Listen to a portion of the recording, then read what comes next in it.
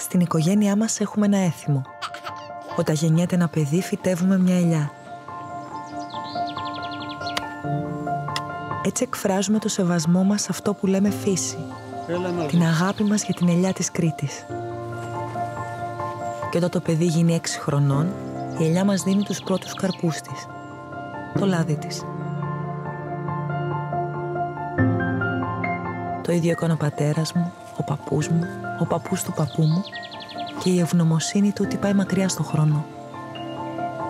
«Αγγίζεις μια ελιά, αγγίζεις τους αιώνες», μου λέγει ο παππούς μου, και ο νους του γύριζε στα παλιά. Ήταν ένας από τους πρώτους που εργάστηκαν στην Αβαία, την πρώτη ελαιοργική επιχείρηση της Ελλάδας, ανώνυμος βιομηχανική εταιρεία Ανατολή, από το 1889 στην Κρήτη. Το μεγαλύτερο εργοστάσιο στη Μεσόγειο, τον θυμάμαι να λέει, η εταιρεία του κάθε Κρητικού.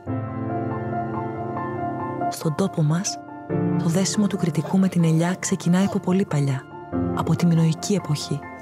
Εδώ και χιλιάδες χρόνια οι άνθρωποι αυτού του νησιού στηρίζονται στο ελαιόλαδο.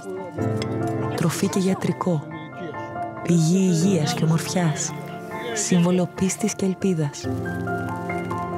Ριζωμένη στις μνήμες του νησιού, η Αβαία σήμερα ανταποδίδει την ευγνωμοσύνη της στη φύση και τον άνθρωπο, εφαρμόζοντας πρότυπα αειφόρου ανάπτυξης για τη βιωσιμότητα της ελληνικής υπαίθρου. Πάντα κοντά στον τοπικό παραγωγό, συνεχίζει να φέρνει στα σπίτια μας τα πλούσια αγαθά του της γης.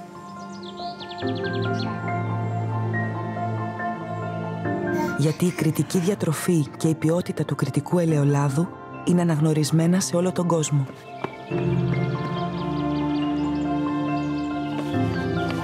Το ιδιαίτερο κλίμα της Κρήτης, η ποικιλία του καρπού, αλλά και αυτή η ξεχωριστή σχέση του κρητικού με την ελιά, το ιερό δέντρο της ελληνικής παράδοσης, είναι που κάνουν τα προϊόντα της Αβαία μοναδικά, αγνά και ποιοτικά.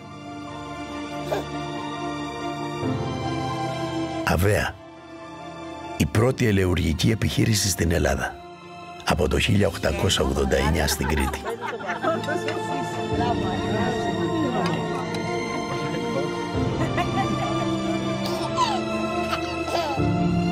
Βαθιά ριζωμένη στη ζωή μας.